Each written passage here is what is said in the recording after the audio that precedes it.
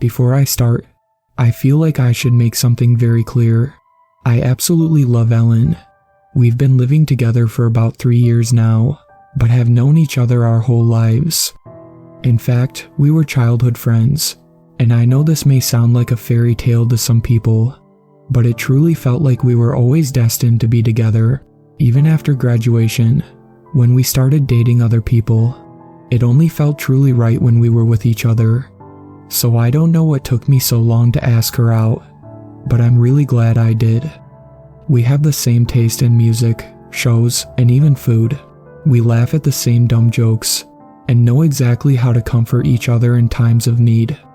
She's the kindest, most gentle and loving girl I ever met.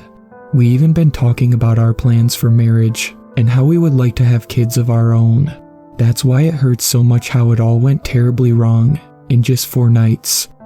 I would also like to preface that Ellen doesn't have much of a family other than me, and some very distant aunts that she never met and doesn't even know their names.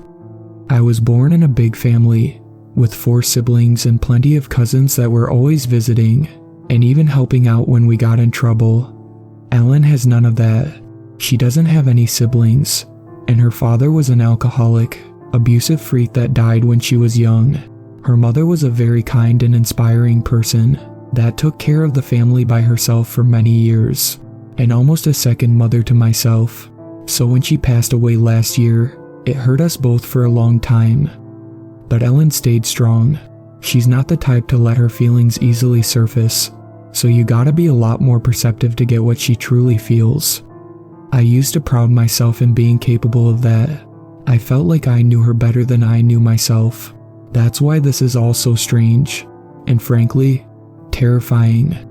We were sleeping in bed, and I was dreaming. I don't really remember what it was about, but for some reason I'm sure of it. Until I heard her voice, very close to my ear. Knock, knock. She was caressing my hair gently, while sitting in bed and looking below at me.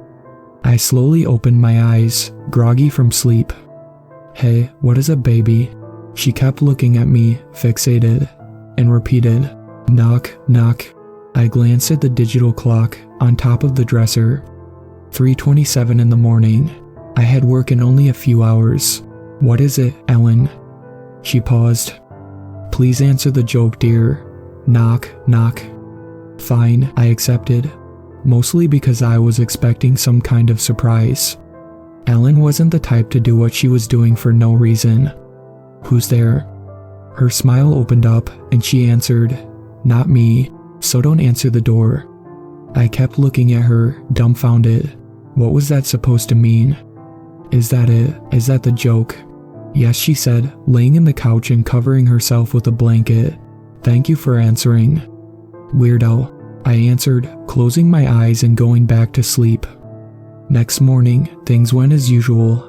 I only remembered the strange conversation while I was alone in the bathroom brushing my teeth, and wasn't even sure if it had truly happened or if it was just a weird dream. So we had our breakfast together, and she was acting normal, reading something aloud from a fashion magazine.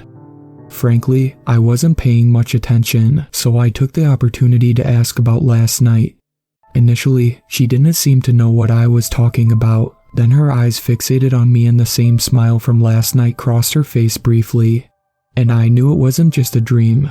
She told me it wasn't anything of importance, and stopped paying attention when I asked more inquisitively. And even though I shouldn't, I gave up. I had work and other matters to attend to, and just brushed off the weird event thinking it wouldn't happen again.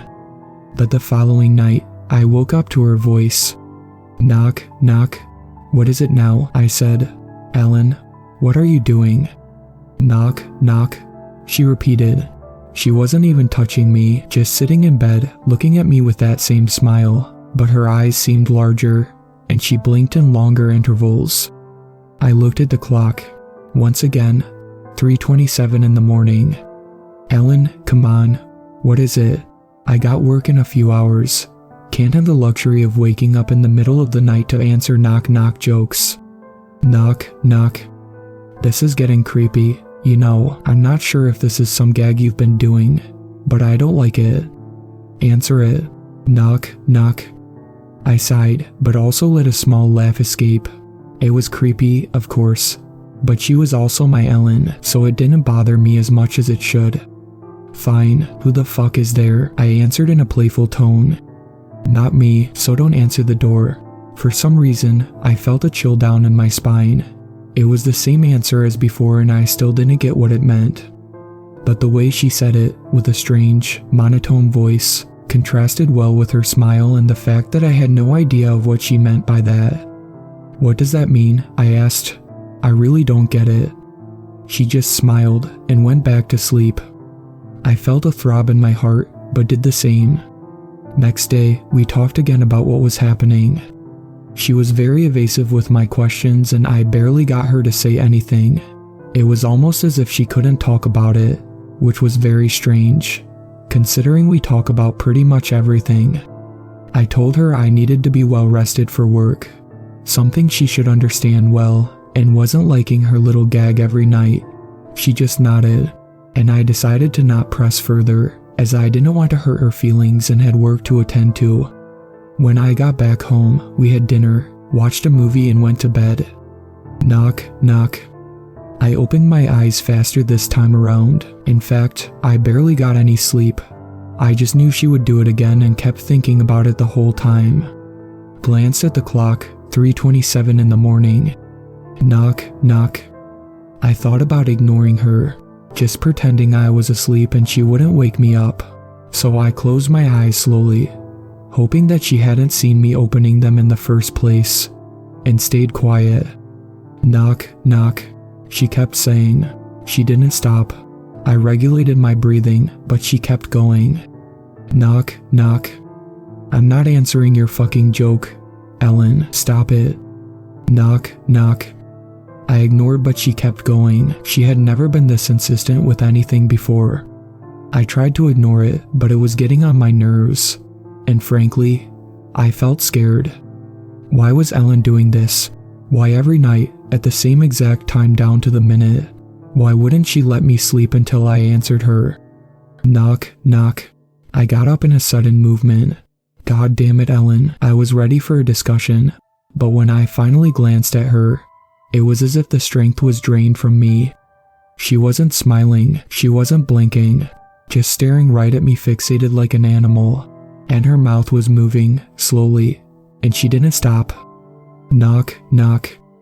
I didn't know how to react, or what expression I had when I saw her, but my heart skipped a beat.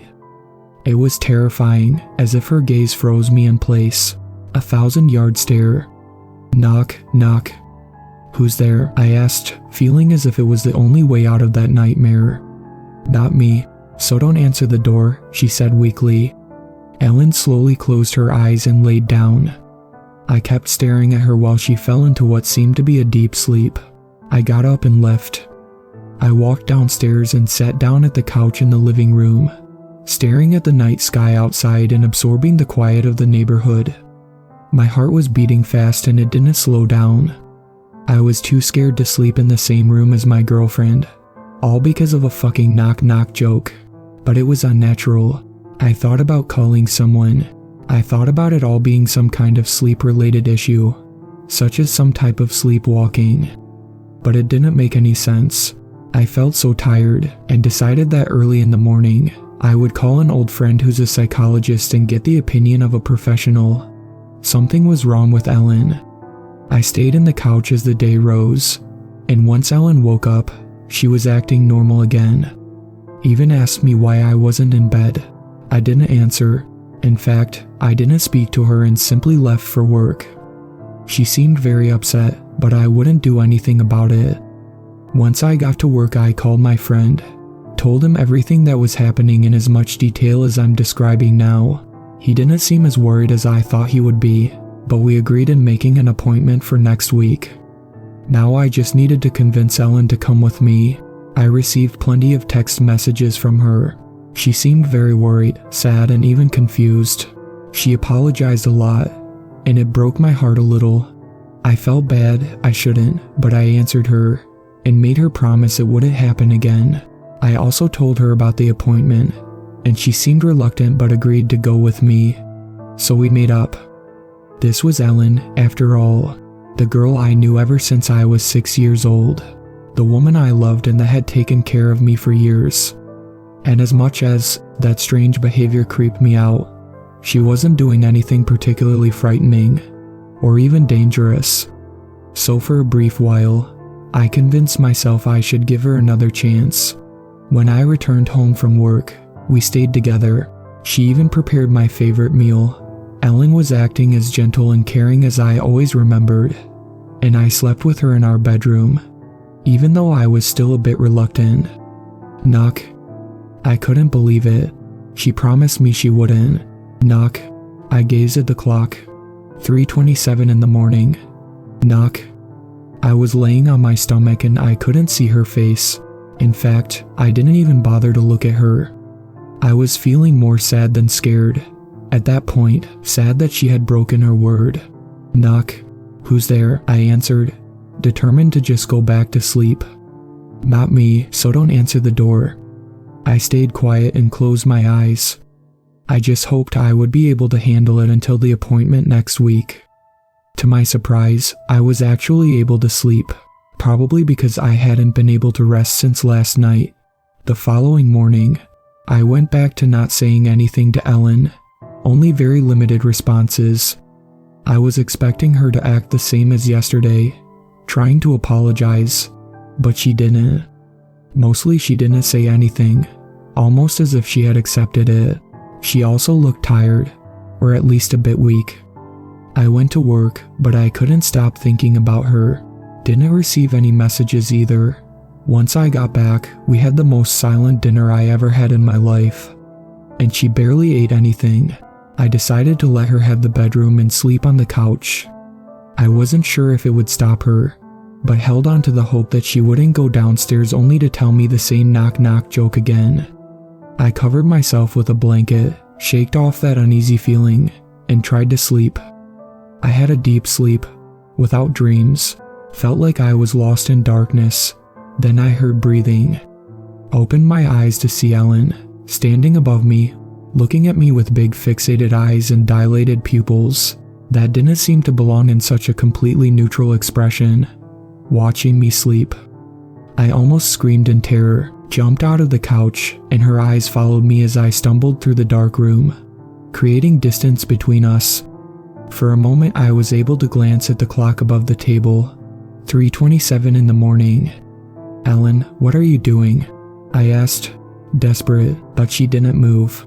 In fact, she didn't say anything, just stared at me as if I was made of glass and she could see right through me. Then I heard a knock on the front door. Instinctively, I looked in that direction. It was followed by another knock, and another, someone almost pounding at the door. I glanced back at Ellen, and she was still staring at me.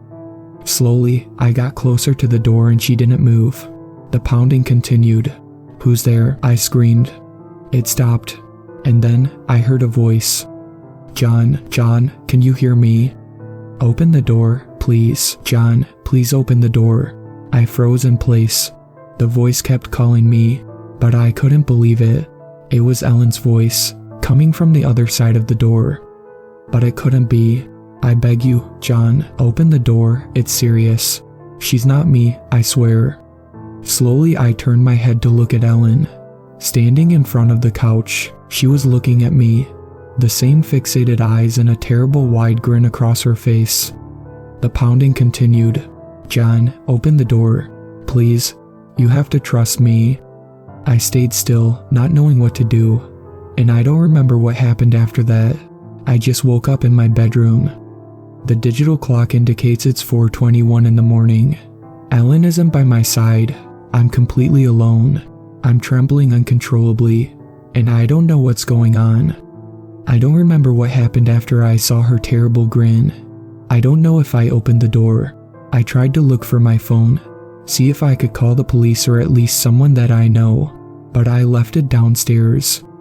All I have is Ellen's laptop, and it's where I'm writing this right now to get advice, because I can't go downstairs. The corridor is dark, very dark, almost as if the shadows were leaning into the room, and I can hear a faint scratching sound coming from below. What should I do? Shout out to my superfans Sweet Black Swan and Brooklyn. I really appreciate you guys supporting my channel, and I look forward to making more content for everyone.